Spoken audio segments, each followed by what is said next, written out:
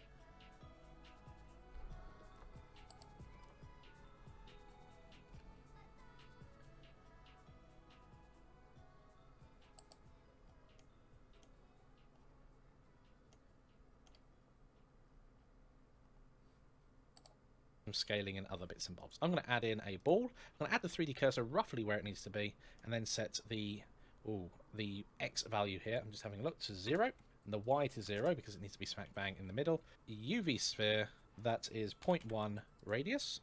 Oh, that's almost spot on. I did not know how big that would be. That was a pure guess. 8 segments, 6, 4.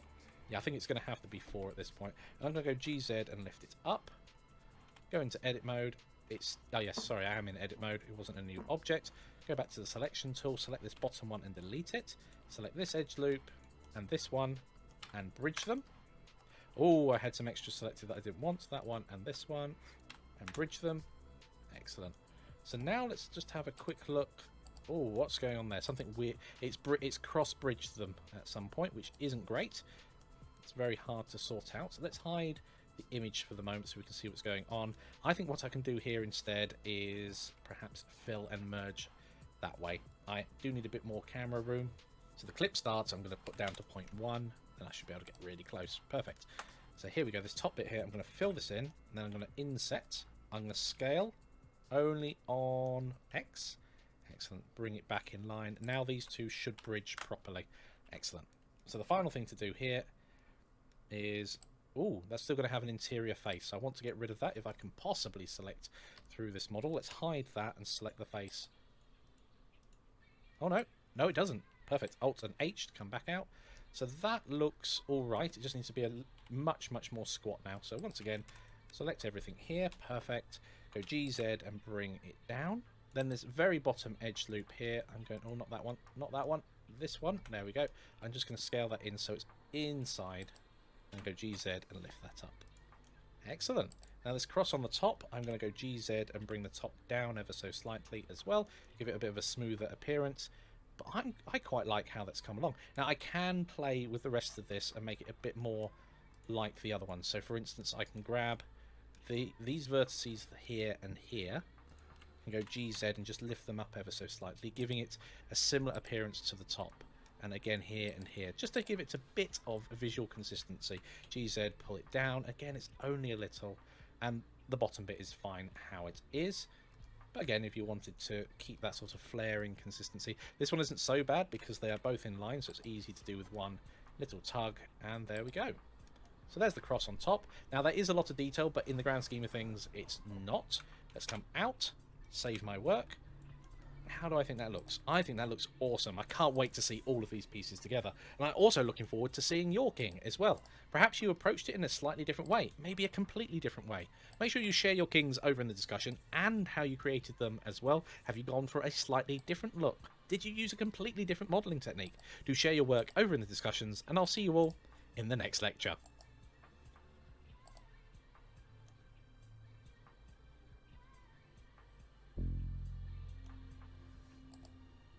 Hello everybody and welcome back. At the moment our board is lacking those new pieces we made, so without any further ado, what we're going to do first of all is just append them into the scene. Now you can do this several ways, but since I've got several items to bring in, what I'm going to do is I'm going to go to my file. Yo, yo, yo, what's up, what's up, what's up? How's it going? Just going through. Messing with these. Yeah, I'm making a 3D chess set, and so I'm doing this Blender course on Udemy, and trying to learn 3D modeling. It's been pretty cool so far.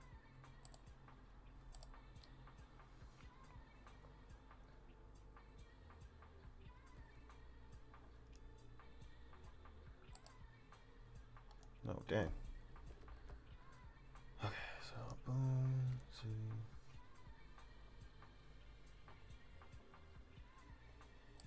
Yeah, how did you like it?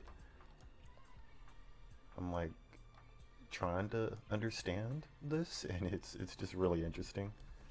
Probably do a loop cut right here. I can't do a loop cut right here. What the heck?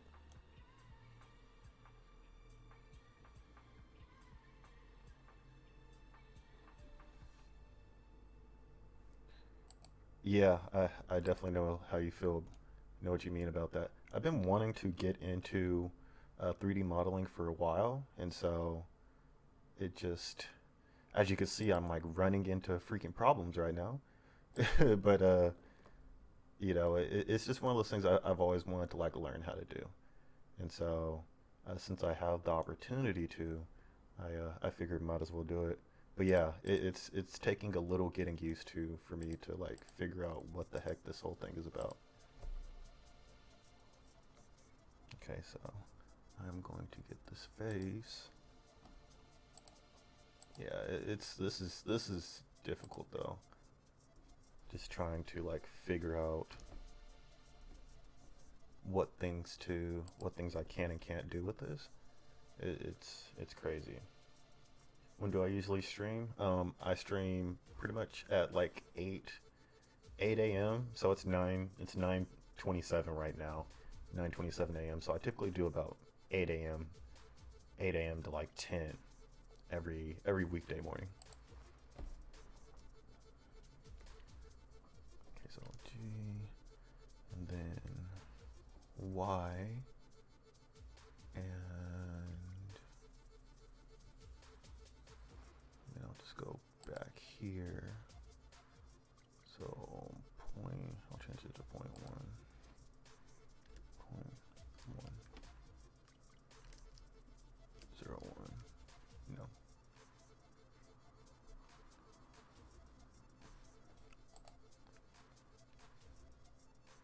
Point 0.015. Yeah. And then I will extrude.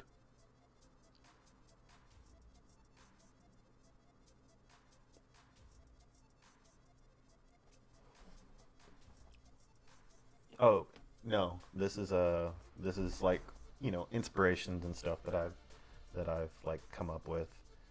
I don't typically have my art in on my background or on the walls, just because I'm a little too close to it. But yeah, yeah, yeah. If you're down, we could always tune in and see what's up. Like I said, I try to do about 1 to 2, like 1 to 2 hours of this, and yeah. Scale. Not Z. Nope. Not X. Nope. Not Y. This doesn't really go too well. What the yeah, come on now. Why is it not working? Oop.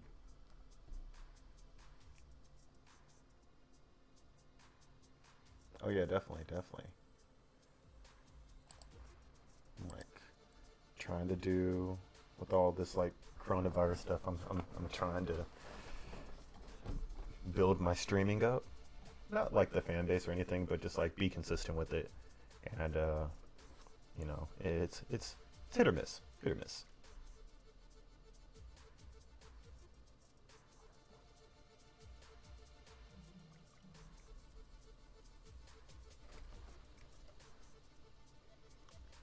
Dang, it's like why isn't this thing? Okay, well, this is all it's going. This is all it's going to let me do.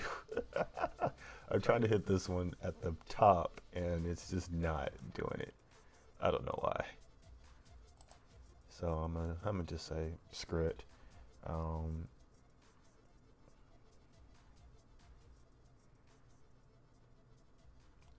yeah, yeah, cause I do like augmented reality stuff. So I have like a webcomic that I made into a augmented reality book, and yeah, it's pretty. It's like going pretty well with it, but unfortunately, I'm running into problems like this.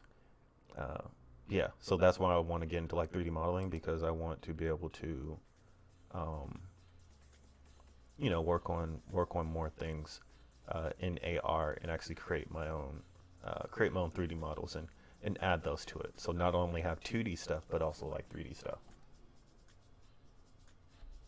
Yeah, pretty much. I can't go outside, so I'll try to create outside and bring the outside inside.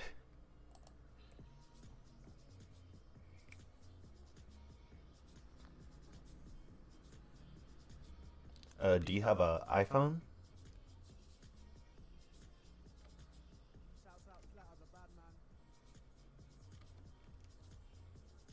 Okay. Yeah, so if you go, I I just released my second version of uh my augmented reality app, and so you could check that out and see if you want. I'll type it in the message.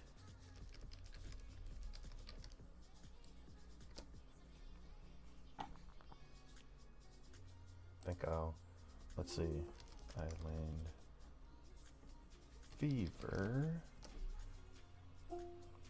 Oh, whoops, no.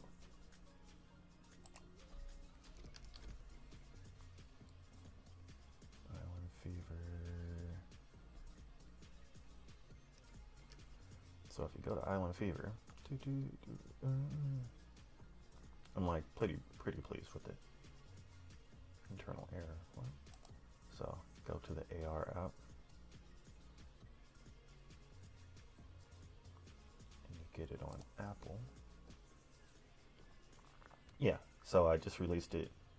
It just came out this morning, actually.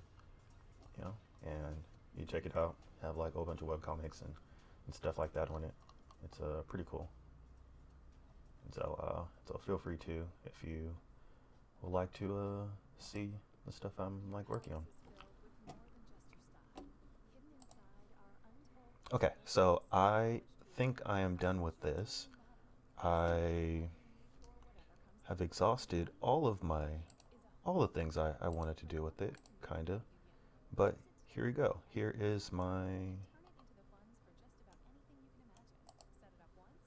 Wait, let me change the cursor. Boom, and then Control S, cursor to selected, and then yeah, there we go. So this is my king I created. It's yeah, so I created the king. It looks pretty nice. I'm pretty pleased with it. And so I'll just save it, and time to go. File Explorer and bring them in that way. Oh yeah, thank you. Okay, so I've opened up my low poly chess set. I'm going to go into my models, into my pieces. So we need the king, so I'll drag that in. When we do that, we can append it into the scene and find the appropriate one. We just want the king. Opened up my low poly chess set. I'm going to go do first. Hello everybody and welcome back. At the moment our board is lacking those new pieces we've made. Oh yeah, so definitely. without any further ado, what we're going to do first of all is just append them into the scene. Now you can do this several ways, but since I've got... Okay, so I am going to open my chess scene. Boom, there we go. Yeah, so this is what I have so far. And so I'll go to layout.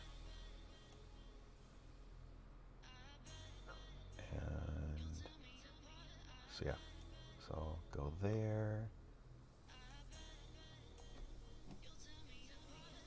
got several items to bring in. What I'm going to do is I'm going to go to my File Explorer and bring them in that way. Okay, so I've opened up my low poly chess set. I'm going to go into my models, into my pieces. So we need the king, so I'll drag that in. When we do that, we can append it into the... Okay, so he just said I'm going to take this time. So blending training, chess set, models, and I have king. So no, I want king. King. Go ahead, append that.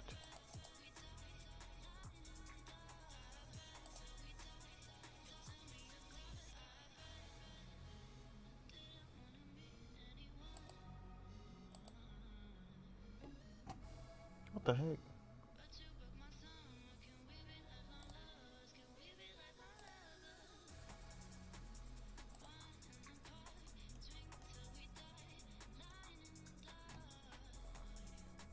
Yeah, I built the app. I built it on Unity, and so I pretty much like did like a little online course similar to like the Udemy one here with Blender, and I pretty much slaved away at it for like a month or so, a couple of months. So I've been in like the AR space for, this is like my 4th month in the AR space. Scene and find the appropriate one. We just want the king. There we go, he's in the scene. so that didn't work. I need to. Why won't it let me append? I'll close this. Okay, Blender, stop tripping.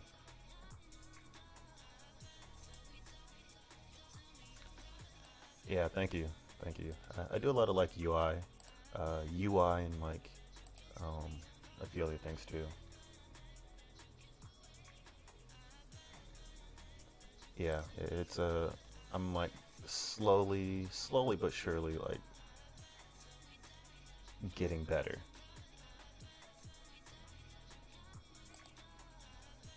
Yeah, I feel like it does get pretty messy.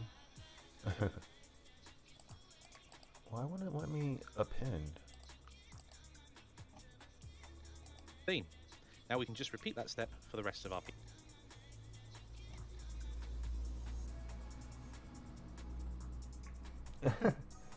I appreciate it.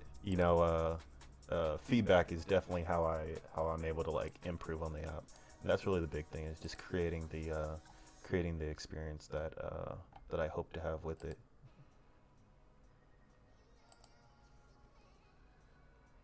It's like with the functionality and all that stuff. It really it really like the features can bog you down sometimes, and so having a fresh set of eyes to kind of refocus everything is is typically what I shoot for.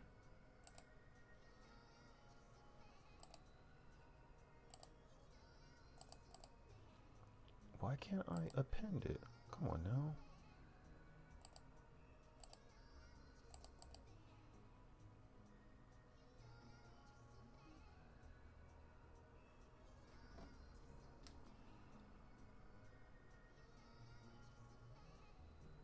Okay, buttons bigger?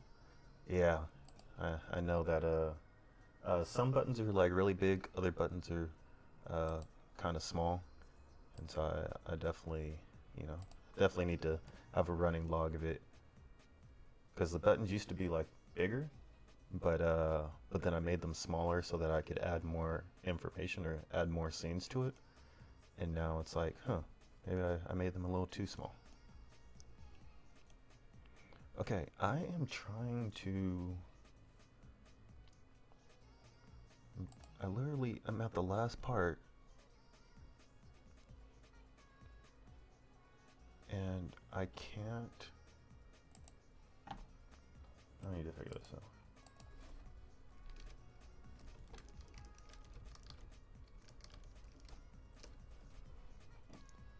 Okay, can't append. Can't append in Blender. Okay. You need to make sure that you're not in edit mode. Edit mode! That is why. I'm freaking tripping. Freaking edit mode. I don't want to be in edit mode.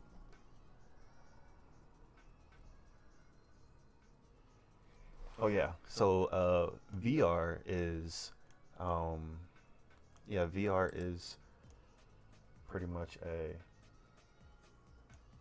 oh. Yeah, so I definitely have a tutorial.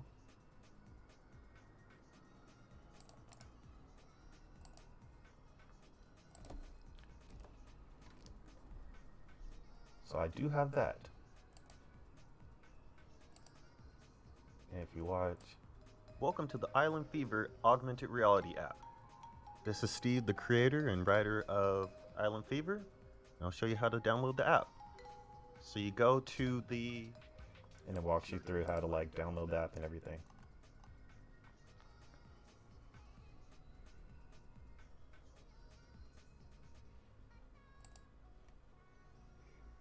So that was one of the other feedback things that I got was need like a tutorial and stuff.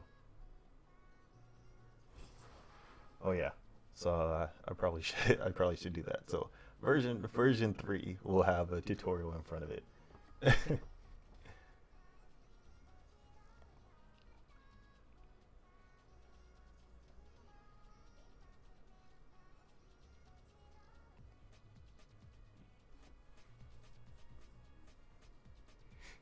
Oh yeah, definitely. Okay, so now that I know how to append,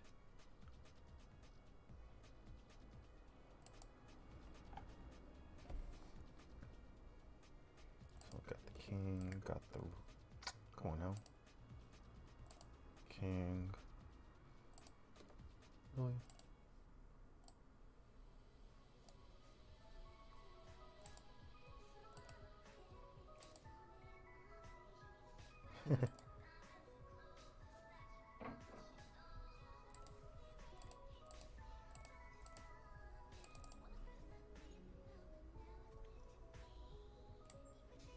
Oh, okay.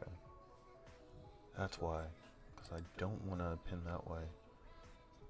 Okay, so get the king, I already have the bishop, I have the knight, the queen, and the rook, and I will...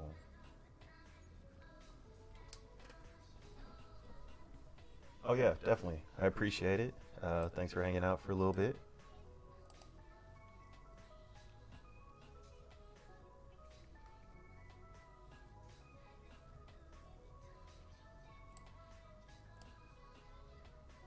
Pieces, so we need the queen, we need our rook, and finally our knight.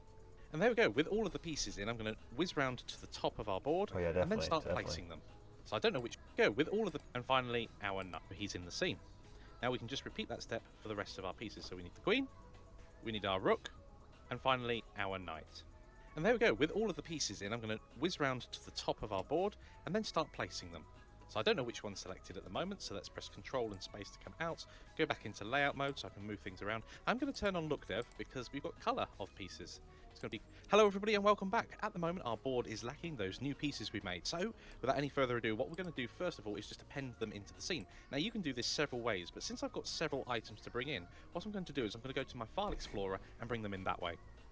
Okay, so I've opened up my low poly chess set. I'm going to go into my models, into my pieces. So we need the king, so I'll drag that in. When we do that, we can append it into the scene and find the appropriate one. We just want the king. There we go, he's in the scene. Now we can just repeat that step for the rest of our pieces. So we need the queen, we need our rook, and finally our knight. And there we go, with all of the pieces in, I'm going to whiz round to the top of our board and then start placing them. So I don't know which one's selected at the moment, so let's press Control and Space to come out, go back into layout mode so I can move things around. I'm going to turn on Look Dev because we've got colour of pieces. It's going to be quite hard to see what's going on otherwise. So we have, let's just see, what do we have here? I can't see with this particular selection. It looks like everything's been moved into the black pieces, so that's something to bear in mind. I'm going to move them out in the hierarchy at the moment until we move them back in. And we've also brought in a mirror point. So interestingly, if we move that around, we can see our knight is moving, or half our knight is moving around as well. So whilst I'm here, I'm going to select my knight, go down to the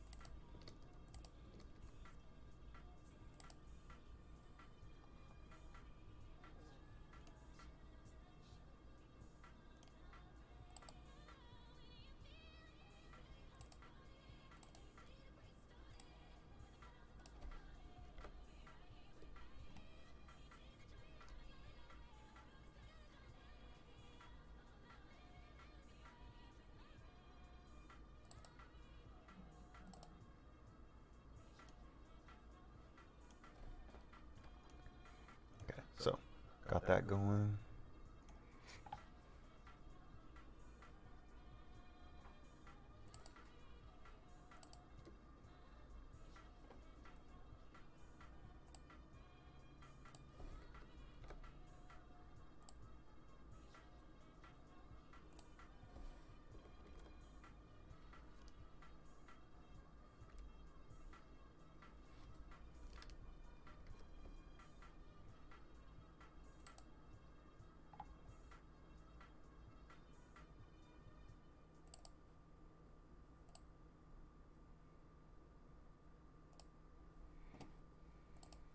Modifiers themselves and apply that modifier, so it's not an issue. And then we can get rid of our mirror point.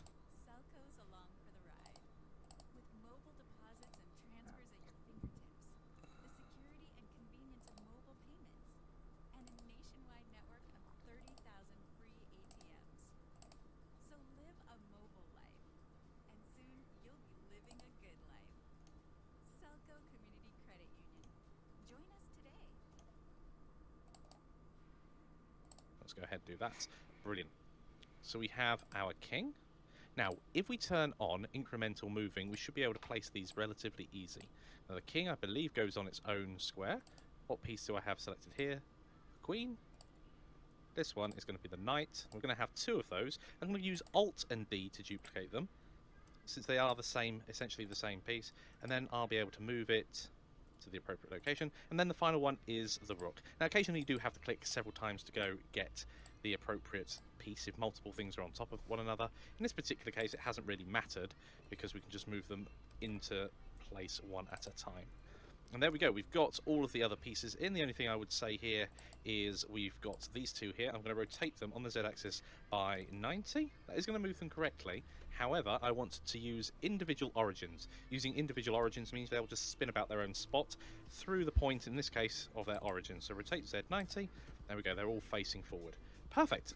Okay, so I'm not going to bring up a challenge slide for this next bit. What I'd like you to do is do the black pieces themselves, and then once you've done that, also think about how you might pose your scene. Are we going to leave it like this? Or are we going to be a bit more dynamic and perhaps have it mid-game? Let's go ahead, pause the video now, and give that a go. Okay, everybody, welcome back. So there's a few things we need to do here. I'm going to go ahead, grab these new pieces, every single one of them. Yep, that's correct. And normal duplicate them, and then just move them to the other side of the board. I'm going to rotate them all on the Z-axis by 180. And because we've still got origins turned on, individual origins on the pivot point, they've all just flipped around. So these ones here can all be moved into the collection black pieces, and these ones can all be moved into the collection white pieces. Okay. These ones need to get a material applied to them. The quickest way of doing that is to select all of them and then have the active selected one be another black piece, and then you can go Control and L, and that's going to make links, in this case, to materials. And there we go, we've coloured those in. Now, we haven't got these parented in the same structure as everything else. At the moment, the black pieces, they're not parented to the black pieces up here. So what we're going to do here is we've got the bishop, and the black pawns all parented, which is fine. So we just need to select the black pieces as our last piece, which I think is hidden from view at the moment, so we're going to need to turn that on. And the best view in the outline to do this in is if we go to the scenes layout. Here we go. So now we've got our chessboard, our king, all of these new pieces here, but then we also have the black and white pieces. So let's go ahead, make sure we've got all of these selected. And I think there's some renaming that needs to be done as well at some point. I'm going to unhide the black pieces empty, select it in the outliner because that's the easiest place to select it, then you Control and P and parent it to that object. Now you may have it moving, so we need to make sure that we keep the original transform, otherwise it will disappear like that. And we need to do the same thing here with these pieces. I'm just going to go along and select all of them, and in fact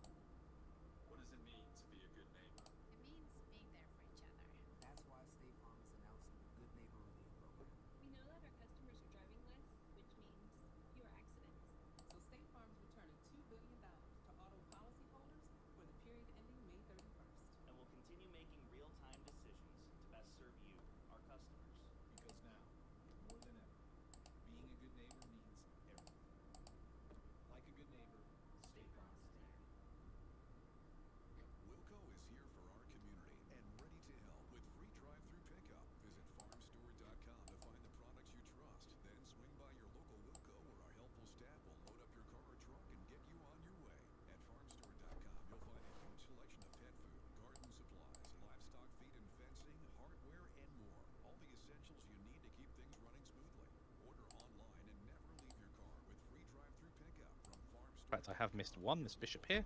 And again, I'm going to select the white pieces in the outliner. We need to unhide it first, then select it. It'll go lighter orange to say it's the active selected. Control and P, object, keep the transform. There we go. Then I can hide the white and black pieces empty again. So I think that's everything sorted out there. I'm going to come to the king itself here. It's called King, and the other one's called King 001. So I'm going to call this one King White, and then Queen White. And I'm going to go round and I'll speed up the video here and just name them appropriately. Okay, so we're almost done here. I've done all the naming. I have done a quick bit of research. The King and Queen actually live in different places. There was me thinking I knew, and I didn't. It's the Queen that goes on the same colour. You can tell it's been a while since I've played chess. Okay, so I've got everything all sorted here, and we could actually start an opening move. Let's move this one, not in the Z direction, to maybe there, this one to here. I know it's a standard opening, this, so that's pretty much sorted. And then, of course, you could add some random twists to everything as well, if you wanted to. So I'm just going to carry on. So we need to protect our pawn. Okay, so that's pretty good as a starting point. The pieces are in a bit more of an interesting position. Okay, brilliant. How did you guys get on? How did you end up setting up your boards? Did you make the same mistake I made when it came to placing the pieces? Lots of different things to go on here. I'm really happy with how mine's organised. It's not plain and boring with everything all lined up. So this is a great start, and we're about to set up our cameras for rendering, and we'll do that in the next video.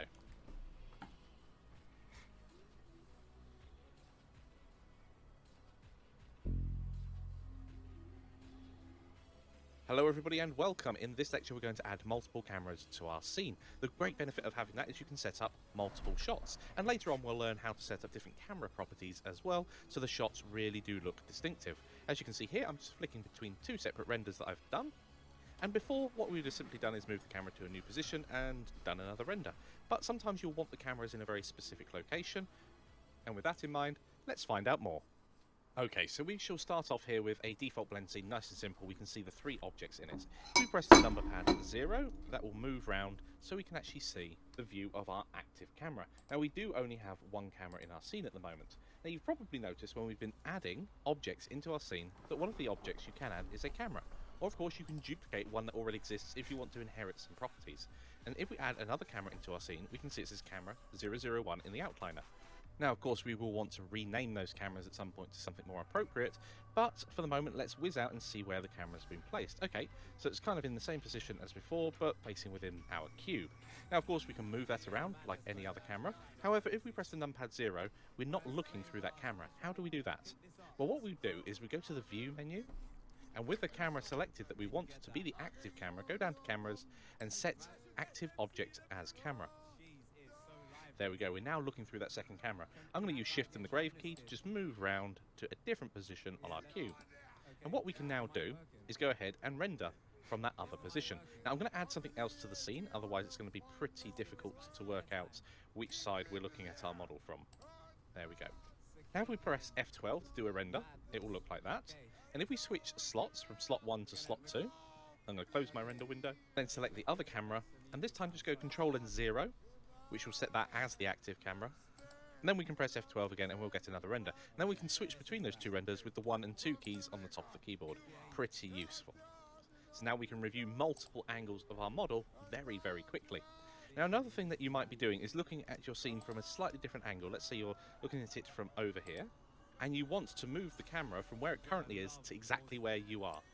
And you can do that with Control, Alt and the numpad 0. And we can see that the camera's been moved from all the way over there to here. And then of course, because we're now looking through the camera, we may have to tweak it ever so slightly because it won't have the same properties as the viewport itself. That will change dramatically as we move forward.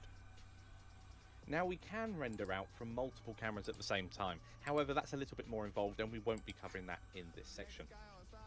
But armed with that knowledge, it's time for your challenge. Okay, so your challenge is to set up 3 cameras in your chess scene. Render out to multiple slots on the render view, and then finally, share your views with the rest of us. Pause the video now and give that a go.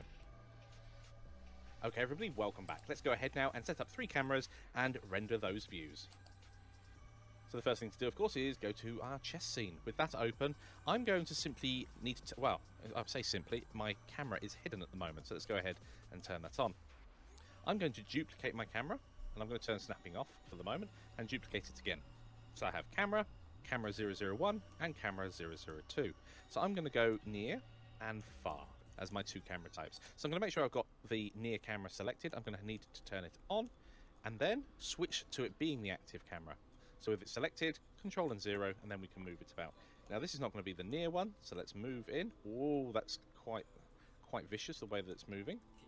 Move it in a little further. Now I'm going to have to dial down the movement speed. There we go.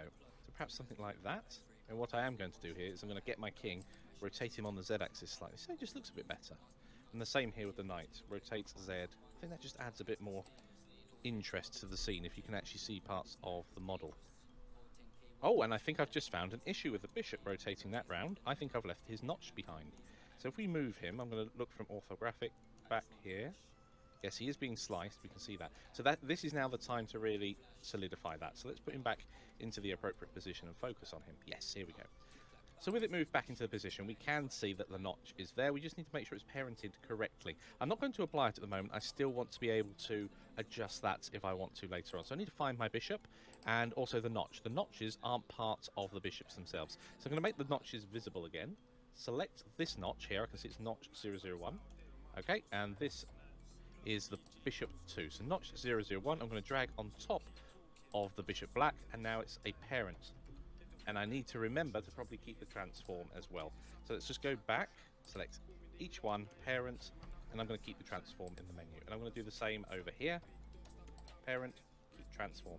Okay, now I can hide those notches once again, and I can move this piece back to where it was before, which I can't remember. I think it was just in this one here.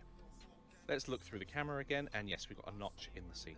Perfect. I'm going to twiddle that round slightly so it's not exactly the same, as if it had been picked up. Okay, I'm liking the look of that camera view. Okay, let's have a look now at the far view. So I'm going to set that as the active camera, control and 0 to do so. Of course, it'll be the same as the other one for the moment. And I'm going to lift that up to about here, I think. Perfect. So now with the three cameras set up, and I think I'm probably going to have to do a similar sort of thing to this bishop here. Yes. I can't apply at the moment either because it's a multi-user data. We'll get to that later on. So let's move him back to where he was previously, and now you can see hiding your cameras can be useful. I've got them all set up. I can just hide them out of view for the moment. There we go. Our notch is back. So we need to find those other notches and unhide them. Do a tiny bit of parenting and hide them back away again. Perfect. Final thing, move this back to its previous position, which I think was there. Okay. Let's go back to the camera view. Perfect. Okay, so I'm going to render the near one out first since it's currently there. So I'm just going to press F12. I'm going to go back to my scene and let's have a look at the other cameras. So we've done far. Let's do near next. So I'm going to select it. I'm going to turn it on so I can easily select it. There we go. Control and 0, set it as active and render. So I forgot to switch slots there. Very easy mistake to make. Let's go to slot 2 before we do anything else. Go back to camera far, set it as active, render. Now, if the render window doesn't pop up, that's because I didn't shut it down previously. And there we go, we've got that. And also, slot 3. And if I come back, now I can go ahead, go to our original camera, control and 0, and F12 to render. And there we go. Now, one thing to bear in mind is you can change how the rendering is happening. At the moment, under display mode, we can have full screen, image editor, new window, or keep the user interface. I prefer it coming up in a new window. I'm not on a multi-monitor setup at the moment, but typically I would be, and that would just come up on the other window on the other screen, which is always very useful.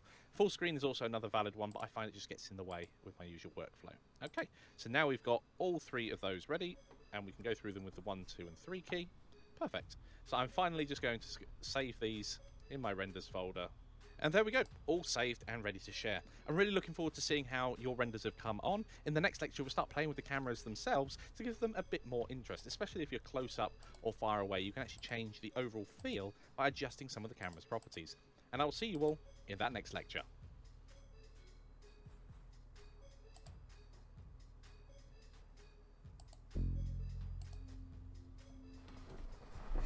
Hello everybody and welcome back. Let's just have a look at a couple of renders. So we've got this render here, which is what we did in the last lecture. However, what we can do is change the camera properties and give it a completely different feel to it. It's also in a slightly different position, but you can see that we can see more of our board. And that's because we've made this particular camera a wide angle. It can get a lot into one picture.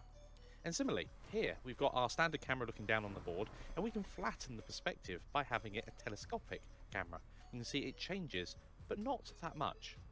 But we do need to reposition the cameras as well, because this has an effect of zooming as well if we're not too careful. So let's hop into Blender and find out more. Okay, so in front of us here we have our standard camera. Let's go and have a look at our far camera instead. So I'm going to select the camera, go Control and 0 and have a look at it. Now if we go to the properties of the camera itself, so on the right hand side go down to the object data, and we have a couple of settings for the particular camera. I'm going to name it camera far, so if I have to reference it here, I've got the right camera. And here we go, we've got the type of camera. Typically you're going to have a perspective camera, but if you're doing something like an architectural drawing that doesn't require perspective in it, so all heights are the same no matter what the distance is, then orthographic would be your choice. I'm going to leave it as perspective for the moment. The first thing we're going to do is twiddle with the focal length. What does this mean? Well, the lower the focal length, the wider the lens will be, which will have the appearance of zooming out. But what it does do is give you that wide angle look we saw earlier. However, the opposite is true if we go the other way. So if we go to, let's say, 200, it has the appearance of zooming in. And if this does happen, of course, we then need to go and move the camera back slightly so that we get the picture back in frame, because we're changing the effective zoom of how light is entering the camera. And of course, we can just move it about and we get that more flattened image. In general, if you were going for a more zoomed in shot, this is how you would do it. You would not just move the camera closer. That is another option, of course. Now let's have a look at the near one to really demonstrate the focal length being changed. So it's at 50mm at the moment. I'm going to change my camera here to camera far. And I'm going to change my camera here to camera near. Oh, I'm a poet. There we go. And let's set that at maybe 24. And there we go, we can see more straight away. And of course, we may have to then reposition or zoom in the camera. Now, one thing that you can get into is this issue here. We're now too close. So let's say we were really extreme. You can see it's now clipping part of the scene. In order to sort that out, you need to come down to clip start distance. Then we can pull it all back in. That's something that's very important and easy to miss if you're very close or indeed very far from your object, because it's the camera's distance from your objects, not necessarily what you can actually see in the frame. And there we go, a nice quick tip on managing your camera properties.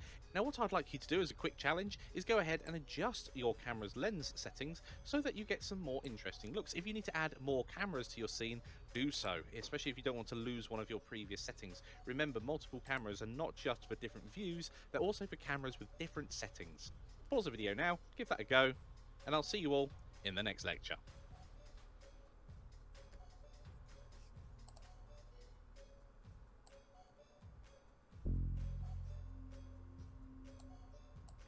Hello everybody and welcome back. In this lecture we're going to have a look at something called depth of field. It is often used to isolate a particular character or object from its surroundings and background. So we have a look at the scene in front of us here. The background is definitely the white pieces, and the focal point, well, we're looking smack bang at our bishop. It's right in front of us. So the difference of applying depth of field can be quite dramatic, as you can see here. The bishop itself is fully in focus, and this is the comparison from before. Now, some people like this effect, some people don't. If used well, it can really make a change to a scene, and I think it really does add a dramatic feel to the scene, and really does look like you're very close to the object. Now, of course, this can be refined and set up to be how you want it itself, and this particular effect is a real-world effect that happens with real cameras. In Cycles, it will happen naturally, you won't have to set anything up. Eevee, however, is a little more involved. Let's hop into Blender and find out more. Okay, so this is how our scene looks at the moment, and there are several things to consider. The first one being, what you really need is a distinction between foreground and background. If you don't have that, if everything's kind of flat like it is here, then adding depth of field is not going to make too much difference. If there was something way behind this particular chessboard or in front, then adding depth of field could be beneficial. So let's go to a different camera view. I think the camera near is going to be the best one to work with on here, so let's go Control and 0 and switch around to it. And this is a great example. With this perspective, we've got the camera set up at 12mm, so it does look very wide angle. At that particular setting, we can see here that the focal point really is that bishop. So what can we do here? Well, the first thing we can go ahead and do is turn on depth of field. We scroll up on the properties panel, we can see here we've got depth of field as an option. I would suggest leaving it just at 100 pixels max size and shutting that down again. Now, in Cycles, you don't have to worry about setting it up, but if you forget about it in Eevee, you just won't see the effect happening. Okay, so the next thing we need to do once that's turned on is scroll back down and go to the camera properties, assuming of course you've still got your camera selected, and at the moment I'm looking through the camera near. So we go down to the camera properties, we see that we've already played with the lens setting different focal lengths. If we scroll down a little further, we get this option, depth of field. If we click the little arrow to reveal the drop down, we first of all have a focus distance or a focus on object. So you can focus on any of the objects in the scene. Let's go ahead and use the eyedropper rather than this long list here, because I'm not sure which bishop this is straight away. We can use the eyedropper just here, and there we go, it's bishop 1 black. We can click on that and it sets that as the focus point. The next setting is probably the most critical. It's the aperture. Now the aperture is the opening in a camera which lets light through.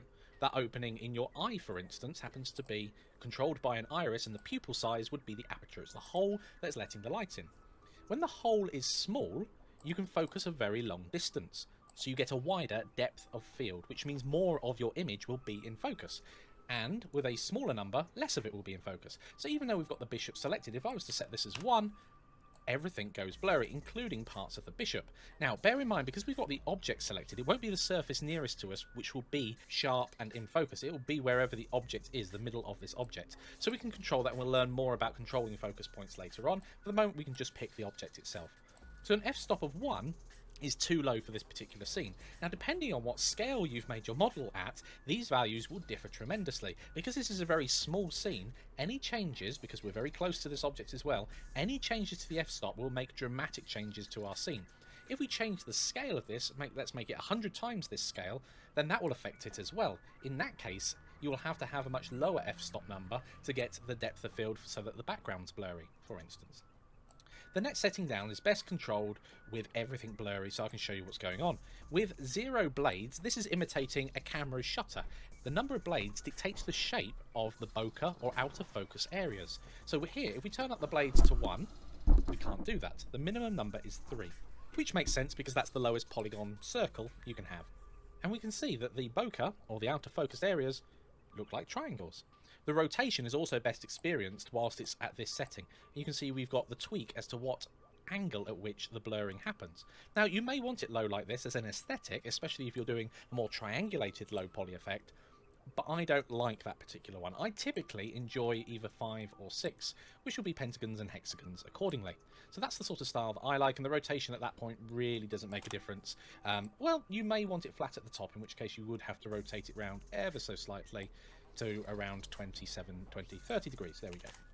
The final one here, the ratio, is really to do with filmmaking. So if you were putting effects into a film, an anamorphic lens is something you would use in the film industry for that ultra wide angle look. It's just a way of compacting it down onto the sensor correctly. But we're not going to play with that today. It basically squishes things, is the simple answer there. Right, so now that we've played with these options here and how to set it up, it's time for your challenge. Okay, so your challenge is to set up depth of field with your nearest camera. And of course, once you've done that, I want to see it. So please render it out and share it. Pause the video now and give that a go. Okay, everybody, welcome back. Let's go ahead now, hop into Blender and set up our depth of field. Okay, so we're at this stage at the moment, but I'm going to revert back to the very beginning so we can follow the whole process through. So the first one is to pick our nearest camera. Easily done. Control and 0 will switch around to that camera. The next thing I'm going to do is pick my bishop as a focus point, and I can see here it's bishop 1 black as well, just in case I wanted to search for it instead.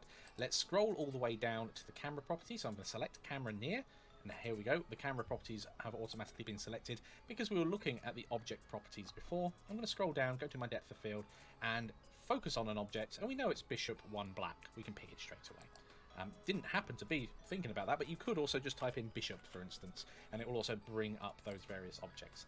Aperture setting. Well, I'm going to set it down around 3 to begin with. Now, if you're actually into photography, you may actually start thinking, well, I might use 1.2 or 1.8 or 2.4 or 2, because these are commonly numbers you would actually see when you're actually dialing in the aperture settings on a camera. If you're doing that, that's absolutely fine. You already know what you're doing if you're playing with the aperture settings on a camera. Before I go any further, of course, I'm going to turn it on. So there we go, it's turned on. Otherwise, I won't be able to see what's going on. Back here, f-stop. Right. We can go backwards and forwards a little here. That's one of the things I love about it. It's updating live in the viewport. I mean, even the goal I've got here is to make sure that my bishop is in focus, but the background is blurred out just enough so we know that they're pieces. If we go too far, what we tend to find is that even around the bishop itself, it starts to get a bit blurry, which is essentially what would happen in real life. Okay, so 1.6 is far too much. Let's bring that up and down. I'm going to pixel peep here. I'm going to look at the edge of my bishop itself and see when it starts to go blurry. So it definitely, these highlights are pushing through and blurring out, but the edge is still remaining pretty sharp. But I really want them to still be chess pieces. You can kind of see that's a knight and these are pawns, but let's bring that down, or sorry, up a little bit further. Looks like about an f-stop of around 8 is good. The other thing to bear in mind is the blades does change the image significantly. So I'm going to set it to 6. If it's a bit lower, if it's down at 3, everything looks just a little bit more sharp, but a bit more distorted as well because of it being such a low number of blades. So I'm going to set that back up to 6. I don't care about how it's focused. I'm not going to see any of the bokeh detail, and I think that looks really good.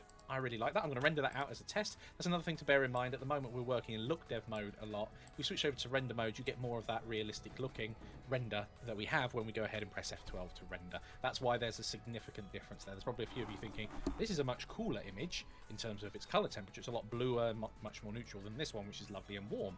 And that's the reason why. We're just not looking at it in the rendered mode. Of course, you can do that. It's entirely up to you.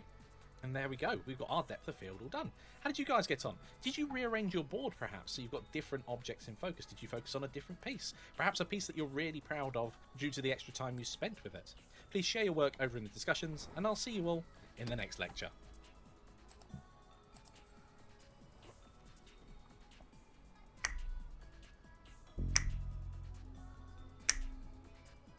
Hello everybody and welcome back. In this lecture I want to show you the benefits of grouping things in collections when it comes to exporting and importing in between Blender files. So we have our scene at the moment looking pretty good. If we go ahead and go to a new Blender file and go to append and then go to the file that we've been working on, I'm just going to pull down this hidden area here. I hate the way that that's hidden and there's no division. Hopefully they'll sort that out soon. And now that we're in here, I can select the chess scene, and now starts to become the questionable. How do I get the models that I want across into this scene? If I go to objects, we get a load of objects, so I can bring them in all individually. That would take quite some time. What else can I do? I could bring the whole scene in. So if I go and select the scene, we can then switch to it at the very top, scene 001, and there our entire scene has been brought across. But once again, this has brought everything else. So if this was a much larger scene, let's say it was in a coffee shop, that would take quite some time. What else can I do? I could bring the whole scene in. So if I go and select the scene, we can then switch to it at the very top, scene 001, and there our entire scene has been brought across. But once again, this has brought everything else. So if this was a much larger scene, let's say it was in a coffee shop, and there were many, many more elements, and we just wanted to pull this one out, how could we do that? Well, if we go and just highlight everything here and delete it, so we've got an empty scene again, go to append. Now it will remember where you were previously, so let's go up a level. If we go to collections, we can group all of our items that we would typically export in there. So we've got our black pieces, white pieces, board, camera and light. So it'd be good if our pieces and board were all in one collection. Otherwise we can't bring everything through. So let's go ahead, let's cancel that, go into our chess scene file and start grouping these things together appropriately. So very quickly we can select the black, the white pieces straight away on the left hand side here. Now the scene view is currently in scenes mode. We could switch it into view layer. It's exactly the same at this point. Now the chessboard itself I'm going to bring out of the collection. So we're currently in the view layer rather than scenes. I'm going to control and left click on that, and that's going to select the board and all of the pieces underneath. And then I'm going to press the M key to move them. And I'm going to move them into a new collection called Chess Models. And the reason for moving them into a new collection like that is now we have the camera and light set up.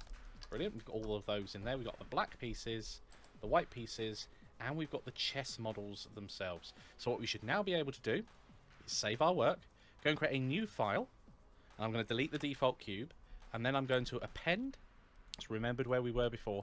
Now I can go ahead and pick up the chess models, and there we go. Everything has come across, but it has come across without all of the extra gumps. So we've now got the camera that exists in this particular blend file. And this is incredibly useful if you're setting up your scene with lighting and everything else to demonstrate the scene and what it can be, or this particular model. And then you go ahead and export it to a brand new blend file. Perhaps you're now using this chessboard, as I said, on a table somewhere in a coffee shop or something along those lines. Then you won't want to bring the lighting and the cameras that came with it necessarily. And that's how you'd export this. It's also how you might export it ready into a file that you might want to then get ready for game engine export as well. So you've got your showing off file and you've also got your game export file, although an alternative to that would be to have different scenes within the same blend file. Okay, that's it for this quick tip. I hope you found it incredibly useful. I have always found it difficult to manage the export of multiple objects within a blend file, and when collections came along, it was a really, really nice thing to work with. So I hope you found this useful, and I'll see you all in the next lecture.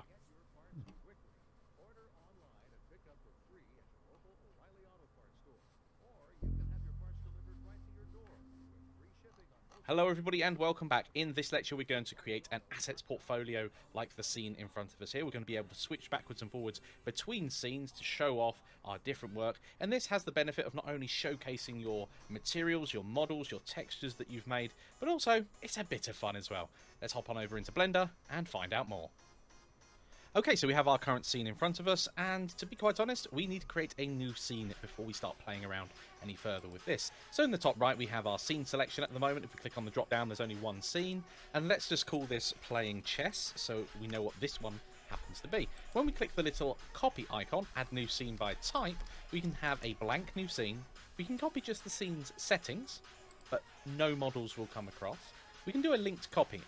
The downside of doing a linked copy is that everything that's in there, if you change it, if you move it, it will reflect in every other linked copy as well. So if we go ahead and move our pieces and rearrange them, they will rearrange in this one as well, which we don't want. So we want to do a full copy. And that means that anything that we do in this new scene, let's call this showcase, will not be reflected back in the playing scene. So let's go back to our showcase scene. I know straight away I'm only going to need one camera for this. Now, you might not know that that's what you want, so that's fine. But in this particular case, we only want the one camera, and I'm going to use my wide-angle near camera. I'm also going to only need some of the pieces. So let's have a look. We're only going to need one of every piece. So we can start off here, and we've got pawn 1, black 001. So I'm going to delete all of the other pawns, and then I'm going to do the same on the other side. So it's 1, 2, 3, 4, 5, 6, 7. So nice and simple so far. And then we just need to remove the bishop, knight, and rook. And the same on this side. So 1, 2, 3, and remember the notch as well. Now we're in the position at this point where we could probably apply the notch itself. So let's go ahead and apply it here and here. You can't really do it before this point because otherwise you would have a multi-user, and we'll deal with that later on. But simply put, you can't just apply a modifier across multi-user objects. Okay, so we've got all the basics sorted out here. Now if I wanted to move the board slightly down, I'm going to look at it from above. Let's go GY. All of the pieces move with it, so it's worthwhile bearing that in mind. The next thing that I want to do is grab all of the actual pieces themselves. I'm going to hide the camera for the moment, otherwise every time I drag to select, I'm going to inadvertently select it as well. So let's just move these over here, and let's do the same with these pieces as well. Now, truth be told, it'd be a lot easier if I hadn't moved all of my pieces around to begin with, but I have, so this gives us an excellent opportunity to play. Now, this knight is facing a different direction, so I'm going to open up my properties panel. Ooh, by hitting the correct key. This is probably going to be -90 to have it facing inwards. Okay, perfect. Let's make that disappear again.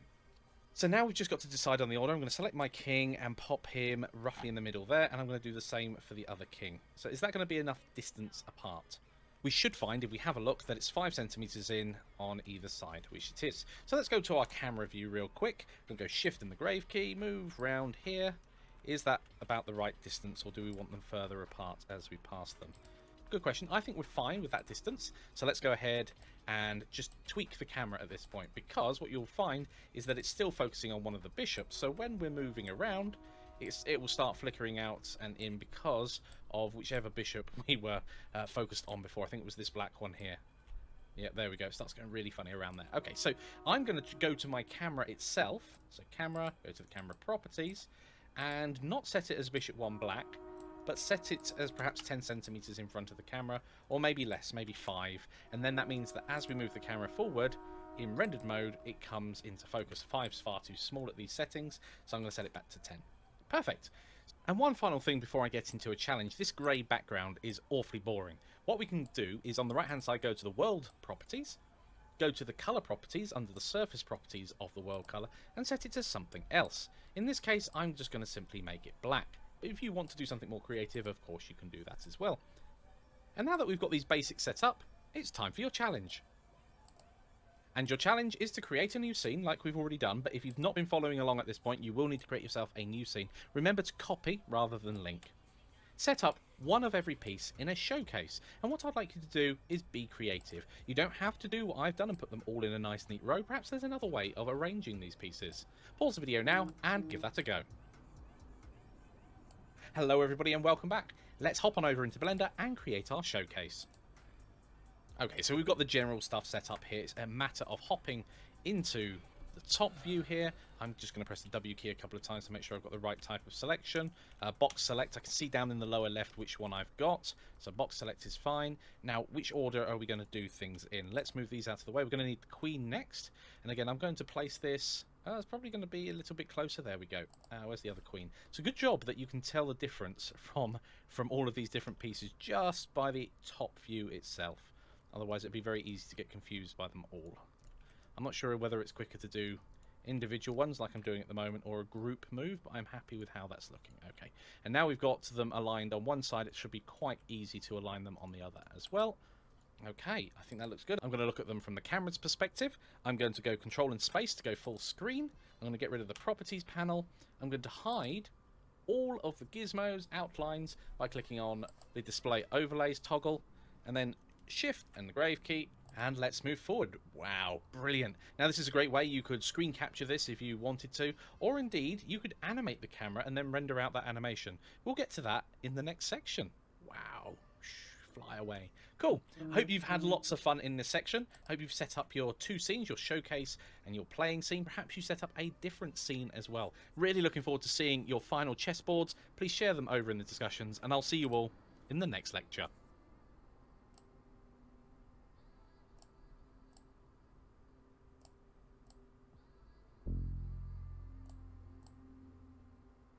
Hello everybody and congratulations for completing the chess set section. Now we've completed basic polygon modelling here. You can pretty much make anything your mind comes to in a low poly sense at this point. We've also not only applied materials but textured materials, both using procedural and a photo or an image texture, and applied it to our model. There's much more to learn about texturing, and we'll cover that in the game asset section coming up later in the course. Now if you haven't shared your work already, please do. I'd love to see how you're getting on, and if you're one of the few out there that do have a 3D printer and you've printed out your chess set, I'm really looking forward to seeing those models, so please do share them over in the discussions as well. Now it's time to hop on over into Blender and carry on this course and go straight over to section 5.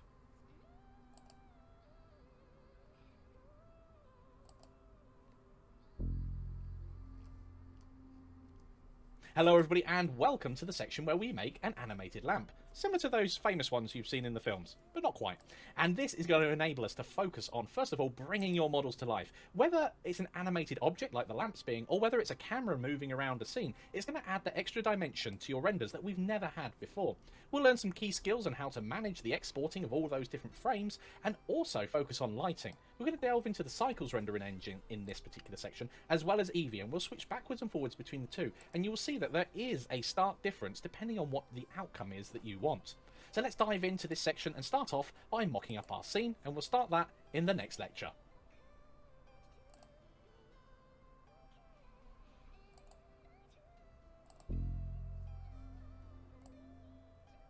Hello everybody and welcome back. In this lecture we're going to focus on actually getting our animation design document nailed down. It's important that we don't have scope slip and end up doing things and going off on a tangent. Now, much like every other project that we've done so far, we need to have a design document so that we can stick to it and know that we've succeeded. And these are recommendations when I say 10 seconds or 30 frames per second later on. These are examples probably close to what I'm going to stick to as I go through. You can feel free to modify these and we'll go through the impact that might have in this lecture. So first of all, the length. The longer your animation is, the longer it's going to take to make. 10 seconds is a nice sweet spot, 5 is probably a little on the short side, and 30 is probably the absolute limit we want to do here, unless you've done animation before and you really want to stretch your legs. The frame rate itself. 30 frames per second is a relatively good frame rate for what we're going to be working on. It's going to show smooth animation, it's not going to be jerky, but also it's not going to take too long to render out our animation. The higher that frame rate, coupled with the longer the animation will be, the longer your render times will be. Regardless of using Eevee or Cycles, that's something to bear in mind. Also, frame rate may be dictated outside of Blender, so if you were making assets that you wanted to use in a game engine, you would need to make sure that all of your assets had a similar frames per second, because it's really a pain in the backside if you're importing assets into a game engine and they've all got different frame rates. That can really slow down workflow when it comes to exporting and importing assets. So for this project, we're going to find and set a certain frame rate, and again, it's up to you what you set. I'm probably going to go with 30 frames per second, because that's a nice intermediate frame rate. It's not going to be too jerky, whilst at the same time not taking too long to render. The number of cameras. Now, you could have multiple cameras in a scene. It's only 10 seconds long, or roughly around there, so I'm going to focus on just having one camera. We're also going to animate the camera and move it through the scene itself, so we don't want too much confusion there. The number of characters. So, in this scene, we have our animated lamp. That's the main character. Again, introducing more is just going to make it more complex, and we want to focus, it's the first time we've done animation, on one individual character and just get them right. Now, the number of props. I can imagine the scene at the moment where the animated lamp jumps onto something, perhaps knocks another thing off, and then jumps off again. So that to me means there's going to be one or two props. Again, we want to keep this scene as simple as possible, rather than complexing it at this very early stage.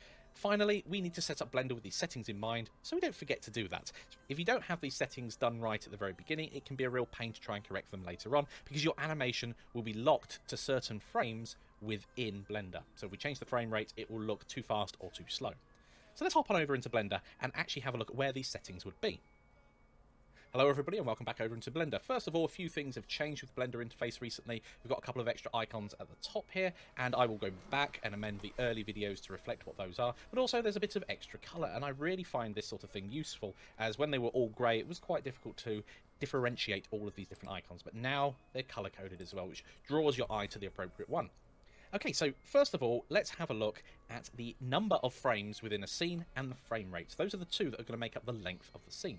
Now if we go over to our Output tab, click on that in the properties, and I'm just going to open this up just a little, there we go, and scroll down. We get this frame start, frame end, the number of steps. Now that can be useful, as I was saying earlier, you can change the apparent frame rate, especially when rendering something early on, because we don't need all the information, and the frame rate is just here.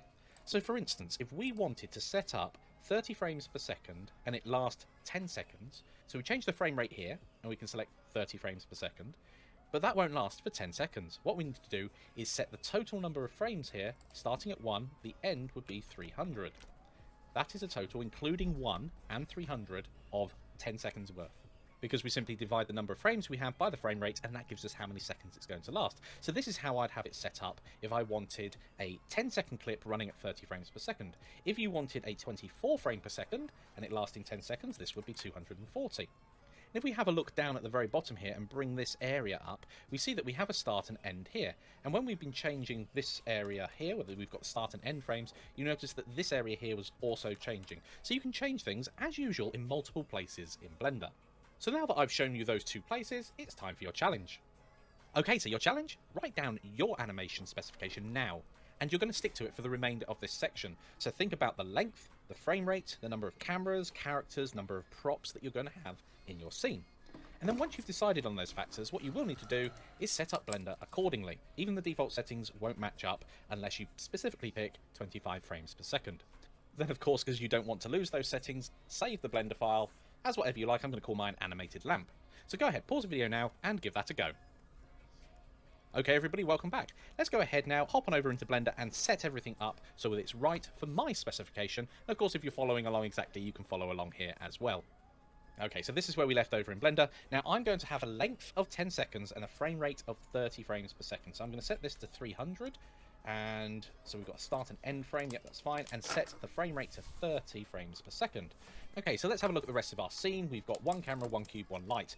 Now the light itself, I'm going to get rid of that at this moment in time. We can set up our own light later on.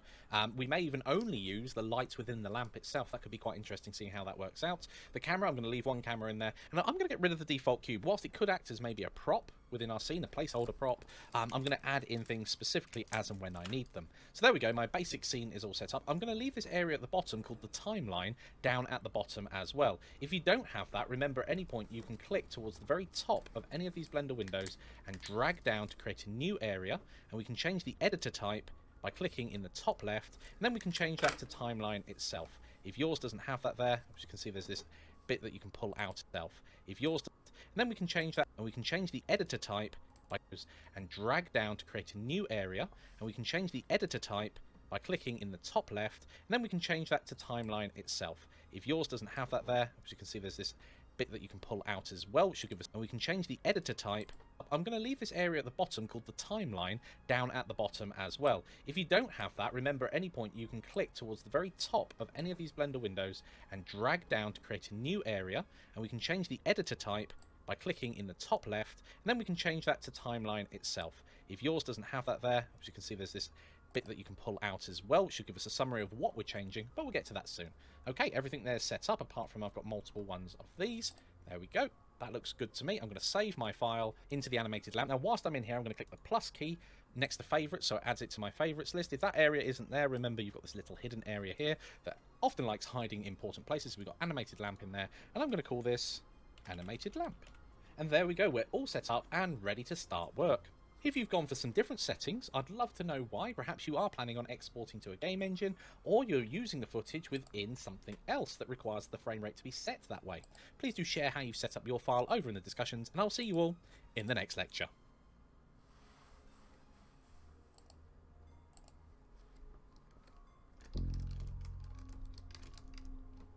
Hello everybody and welcome to your scene and asset design. In this lecture we're jumping straight into the challenge because this is something you can do without even opening up Blender. However, what I'd like you to do is design your scene and assets. Now I already have an idea in mind of what mine will be. It will be a ground, it will be maybe a box that the lamp will jump onto. So there's going to be 3, maybe 4 main things in the scene itself. So whether you use Blender, pen and paper, whatever, you can go ahead and design that scene. And as well as designing that scene, what I'd like you to envision is how your lamp is actually going to look. I'm going to keep mine very simple as well. So keep it simple if you're new to this. If you have done this sort of thing before, be more adventurous if you have that greater experience. Now, we're going to be mainly focused on rigging and animating more than modeling. That's something to bear in mind. If you want to take it the next step and make a really detailed model, then that's great. I'm really looking forward to seeing that. And remember, once you've done that, show off your scene and your lamp designs. And then, of course, we can look back at that later and actually assess how close you were to your concept when it comes to the final design. Pause the video now and give that a go. Okay everybody, welcome back. So let's go ahead, I'm not going to hop into Blender here, but I'm going to show you the process I went through when designing my assets. Okay, so first of all, in front of us here, I've got a digital sketching program called Krita, or Krita, you may have heard of it. It is free, and this would be a great example of how you might use, even Microsoft Paint in order to construct your scene. I'm going to go grab a line tool here, and I'm going to put my ground on, and then a box on top of it as well. So this is my basic scene. I don't really need much else than that. This is certainly easier than showing you pen and paper. But when it comes to the lamp design, I wanted to go a little bit more, not adventurous, but I wanted to play with different ideas. So I'm definitely going to have a base to my lamp, and it's going to be a sort of hemisphere like that, or certainly maybe the top of one. And then it needs some way of rotating. So there's going to be an inset there with, I don't know, something so the lamp can rotate independently of the base itself. And then from there, I'm going to keep it nice and simple. I'm going to have an arm or 2 arms coming up here with another arm coming from it, which is really useful. And at the top here, I'm going to have what's known as a ball joint, which will give me the freedom of being able to move around the lampshade, which is obviously a truncated cone that will sit on top. So let's have a look at my other fully drawn sketch of this particular lamp and see what I came up with from multiple angles. Okay, so here we go. Here's a rough, quick sketch of kind of maybe the system I want to go for. I might not make it this complex, but it's a good idea to have a feeling of how complicated you want to make it. So having a look at it from the front, I have not included a lampshade here because that's pretty much either a cylinder or a cone that we strap on the end. So we've got a mechanism here that we need to think of. So we've got an arm or 2 arms going up, and then a single arm in the middle of those 2 going to the top of a ball joint. And again, the ball joint is just to make my life easier and enable it to rotate round completely freely and not look odd. The base will come down, so maybe a tuning fork style coming in here and coming out again. I'm not quite sure. I may blend these 2 things together and not make such a complex mechanism down here and just keep it simple. This arm here, and the ball joint at the top. But that's something that I might be aiming for during this. As you can see here, it's nice and simple sketching. I've just hashed it to show you the individual components, so it's easier to see either side. I'd love to see what you came up with as well. Have you gone for this sort of very basic design so you can focus on the rigging or animation? And if you've gone that step further, I'm really looking forward to seeing what your concept lamps are going to be and how they progress as you go through the rest of this section and actually bring them to life over in Blender. So please do share your work over in the discussions, and I'll see you all in the next lecture. Okay, grease pencil. Here we go. Hello everybody and welcome. So first of all, let's whiz around to the side view and delete our cube.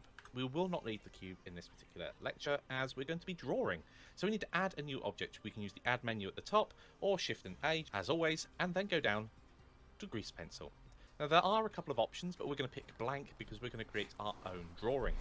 When we've done that, almost nothing changes, but you can see in the outliner now we've got a new type of object called a grease pencil. Okay, let's try this out some more. What happens if we go into edit mode? Can we start editing it? Well, it gives us some options and tools over here on the left, and it must be noted at this point in time that on the right, if we press the N key to bring up the properties panel, there is a tools tab now, and obviously at the moment we've still got the select box. That's the tool we're using, and if we go down here and select something different, it will change what the tool type is. That'll become important in a moment when we go from edit mode to drawing mode. And now if you look on the right, it gets quite interesting. We've got a brush type. What does that mean? Well, now we can click and we can scribble on Blender, which is really, really cool. And we can switch over to different types of drawing, which I think is pretty awesome. Now, depending on the style you're going for and what sort of technology you have, I've also got a Wacom tablet, so I can draw things a lot more easily than perhaps someone with a mouse. But there are tools you can that'll become important in a moment when we go from edit mode to drawing mode. And now if you look on the right, it gets quite interesting. We've got a brush type. What does that mean? Well, now we can click and we can scribble on Blender, which is really, really cool. And we can switch over to different types of drawing, which I think is pretty awesome. Now, depending on the style you're going for and what sort of technology you have, I've also got a Wacom tablet, so I can draw things a lot more easily than perhaps someone with a mouse. But there are tools you can employ with the grease pencil that will help you massively. Now, one of the things I will quickly do to get rid of everything that I've drawn here is go back to Edit, and then just press A to select. And you can see the way that these lines are made up. They exist in 3D space, and because we were looking at this in an orthographic perspective, it's flat, it's on one plane, but it exists in 3D space, which means we can rotate things around and match them up later on, or move them as well. And just like when we were selecting linked vertices before, the vertices that make up these drawings, we can also press the L key on. Let's just clear the selection first. Select one, press L, and we can move this bit of the drawing individually. So we can modify things afterwards. So if you don't get it right first time, it's fine, you can move things around. Or if you're drawing something and then need to move it into position, that can be really useful. Okay, let's go and select all again and just press delete. There we go. I'm going to look back around from the side and go back to draw mode. So when it comes to drawing, we've obviously got different pen types that we can pick. How about actually making sure we can draw something that's sensible? Well, there are a couple of options.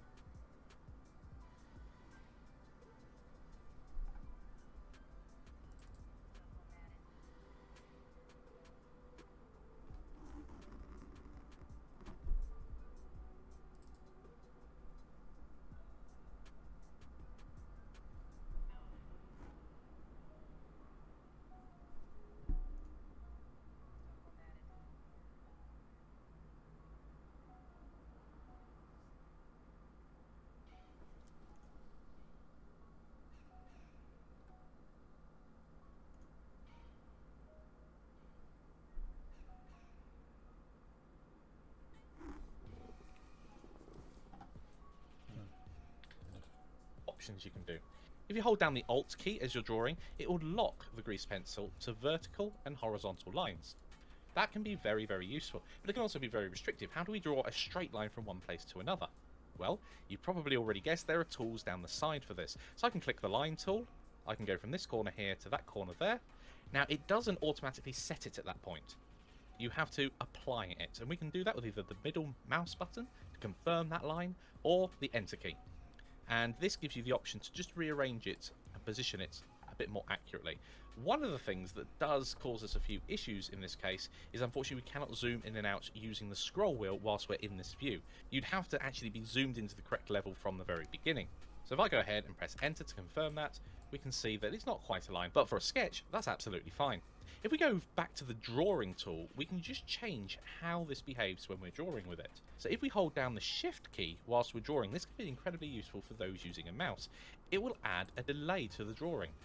Now, it may look like you can't make sharp corners, but you can. You go back to the line and come back again. And what this enables you to do is make much smoother lines. If I try to do the same shape with just the mouse, you can see here, it's just not happening. It's so much better using that tool. Even if I pick up my stylus and try and go along there, you can see it's better. I could still benefit from having this. I can then trace around much, much quicker. And that is one of the key things. Anything that improves your speed and workflow has got to be a winner. So one final thing that will help you in the upcoming challenge and using the grease pencil in general, let's go to edit mode and delete everything again. Go back to draw mode. And let's draw a straight line along the bottom here. That's absolutely fine. And I'm just using the mouse at the moment. I've got a stylus in front of me, but during most of this, I'll try using a mouse. Let's just sketch up a very quick scene. So I've already said I think my lamp's going to be jumping onto a box or something like that. So we've got that part of it done. If we come out and we need to confirm that shape first, back into object mode, we can add another grease pencil. Now, if we go into draw mode on that and just draw something really quickly, let's say this is our entity that we're going to use and confirm that, we've now got two grease pencils. So we've got a scene itself and a character. And of course, what that enables us to do is now in object mode, we can move these individually. Now remember, all of these objects have an origin point as well. So at the moment, this would rotate by default around its origin point and not the middle of it. And that's something to just bear in mind when you're creating objects away from where you originally created the grease pencil object. You may want to create everything in the center, or later on, like this area here, we may decide that we want it to pivot around a different place. And just like before, let's say we wanted it here, we could select the 3D cursor, place it in the middle here, and of course it will be smack bang in the middle anyway, and then we can right click, set the origin to the 3D cursor, or even geometry if it was separated out. So this one here, for instance, so if we go ahead, select the selection tool again and select here, I want the origin to be at the bottom on this particular object, because then when we look at the item, its location z equals 0, I know that I can place it smack bang on the floor. Let's say we jumped it over here. I can make sure that that reads 0, and it's in the same position vertically as it was when it was over here. And the great thing of having the separate objects is it means we can move them individually as well. Pretty cool, hey? And if we did want to put it together into one scene, we can select both of these and go Control and J, and it will move all of that data into one grease pencil object. Or if you've accidentally managed to put your drawing all in one object, which is easy to do when you're focusing, if you're in edit mode, remember you can select one of the vertices, press the L key to select linked, press the P key to separate, and we can do the selected points. When we do that, we get a separate grease pencil object that we can then name appropriately. Now, bear in mind here, you can see that it wasn't complete. We've not completely selected all the items. Something to bear in mind, but it's not important at this point. Okay, with that in mind, it's time for your challenge. Okay, so your challenge is to go ahead and draw your scene and lamp in Blender using the grease pencil. Now, one of the things I would recommend that you do is separate the lamp from the rest of the scene so that it is its own grease pencil object, and that's going to enable you later on to move the lamp independently. Now, if you don't do that whilst you're drawing it, remember you can always separate that geometry or the lines that you've created later in edit mode. I'm also going to try and make my lamp more three-dimensional, so I'm not just going to draw it from the side, I'm going to whiz round and draw it from the top and from the front as well, which will give our object a bit more three-dimensionality, a bit more presence in the scene. It's going to enable me to change the direction later on that the lamp is facing, and will also require me to go into edit mode and move those lines individually to the right place, because when you're looking from the top, the bottom, etc., it's just going to draw where the 3D cursor is from. So you could put it there first or just move it there afterwards. The choice is yours, but go ahead, pause the video now and give that a go. Okay everybody, welcome back. Let's go ahead now, hop on over into Blender and draw the scene and lamp. Okay, so I've opened up my animated lamp scene that I've currently been working on, so everything's all set up there. I'm going to look at it from the side, and I'm going to add in a grease pencil. I'm going to go into draw mode, line. I'm going to open up my tools and make the line a dark line, probably a bit thick. I'm going to use draw ink as the one I'm going to use here, and I'm going to make a platform maybe 5 either side of this. So 1, 2, 3, 4, 5, 1, 2, 3, 4, 5, roughly around there. Okay, perfect. And then I need a box. So fortunately, we already have a box here. Let's pop this one just there. Perfect. So that's the scene set up. So I'm going to call that scene. And then we need the lamp itself. So let's go ahead and create a new object. So object mode. I'm going to create myself a new blank grease pencil, and I'm going to call it lamp straight away. Okay, brilliant. Now I'm going to add a bit more detail to my lamp than is perhaps necessary, but I do think it's quite fun to do, so I'm going to do that anyway. I'm going to hide my scene so I can work on my lamp independently. Now, what are we going to do here? Well, I'm going to start off by just drawing it face on, and then I'm going to make my lamp a little more 3D so that I can manipulate it a bit more later on when putting together a storyboard. So the first thing I want to do here is obviously be in draw mode, and let's go ahead. I'm going to make it 5 either side. I can't see my big squares. There it is. Okay, so it's going to be quite a chunky lamp, but that's okay. I'll accept that. We can have this arch going over. I'm going to come out to maybe here, and then I'm going to come back again, and having it central is quite important because it's going to enable us to do certain things later on that perhaps we would not be able to do otherwise. So there we go. That's a good approximation of what we want the lamp to look like. I'm not going to draw a vertical bit down here because I want to make this a bit more 3D, and I'm going to use a couple of circles to do that. So let's do the base first of all. We know roughly how big the base is going to be. I can hold down shift to make sure it's the right proportions, so it's not too squished either way, and we can move that before we confirm it as well, which is really, really useful. So that's the base there, and I want to get rid of that middle line going through, so I'm going to select it and delete the points. So that already looks a ton better. And if we have a look at it from the front, go back into draw mode, I can make an arch going across here as well, and then that looks pretty sweet. So we can also add a circle to the front here. Let's go ahead and do that. I think it's about there. We need to make sure we've got the circle tool selected. Now this is quite difficult to work out, of course, because we can't really see the other bit. Now, if you've already solidified it, that's not a problem. We can come back later and sort that out in edit mode. So I'm going to select one of the points, press the L key for linked, and move it to approximately the right location, and then scale it in slightly. Now we should find that that's done everything I need it to. And then all we need to do is from the top, link these two together so we can go back into draw mode. I can get my straight lines. And straight lines, by the way, they're not cheating. Straight lines are a great way of being able to draw things quickly if you're using the mouse. And there we go. We've got the top bit of the lamp. Ah, no, not quite. It did look good for a moment. We need to go and grab those bits and move them up. So I'm going to select one from each of these two lines that we made and press the L key. Whiz round to the side, press GZ and lift them up. And there we go. We've got our lamp made and done. Essentially, we've now sketched in the 3 dimensions. Now, if you've not gone quite this far, that's absolutely fine. If you're just stuck with 2D, there's no problem with that at all. Let's bring this.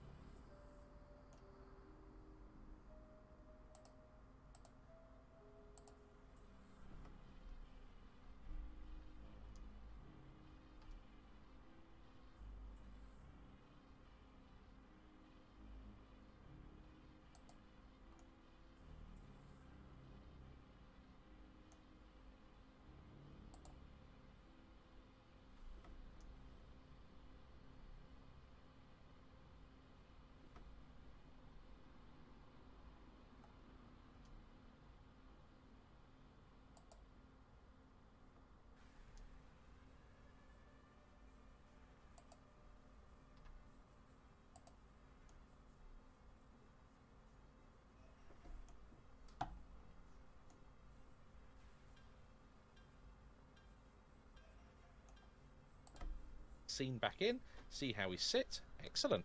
Let's go back into object mode, whiz round here, and let's place our object over here.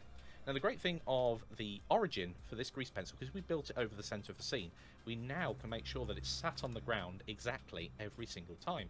If the origin was elsewhere, then that would be more of a problem. And I would recommend, for something that we're going to move like this and place on the ground, just like we did with the chess set, we make sure that the origin is at the bottom, in this particular case, so we can align things properly. Okay, I think we're done for this particular lecture. Great. How did you guys get on? Looking forward to seeing your scenes sketched out and ready to go. Did you go for a more sketchy look? There's nothing wrong with that at this point in time. This is all about setting up the scene ready to make a storyboard with. Share your scene setup over in the discussions, and I'll see you all in the next lecture.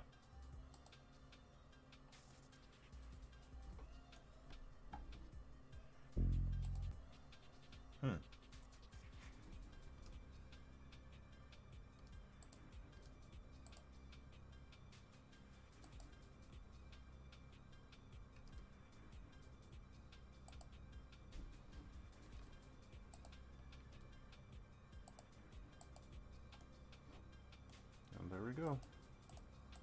Got my grease pencil. Learned about that.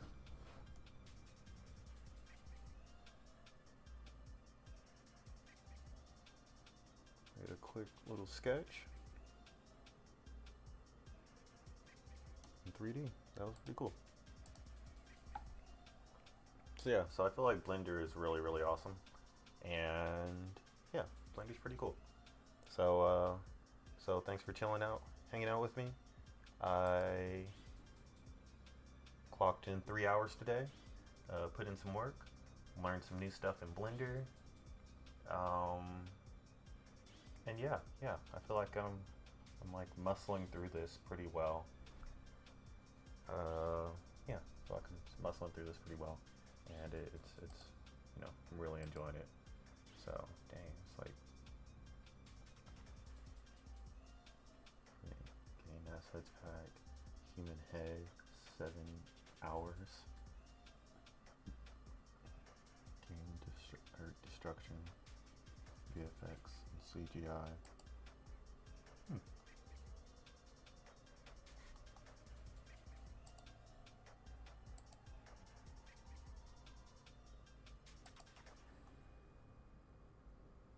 So I feel like I'm pretty, I wouldn't say I'm like a master at 3D modeling, but I feel like I'm pretty comfortable with how to use the 3D modeling tool. So that's I'm pretty pleased with that. I'm really excited to try like grease pencil and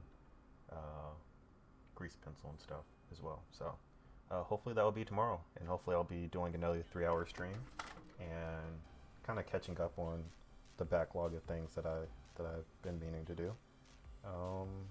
Yeah, really appreciate you guys, and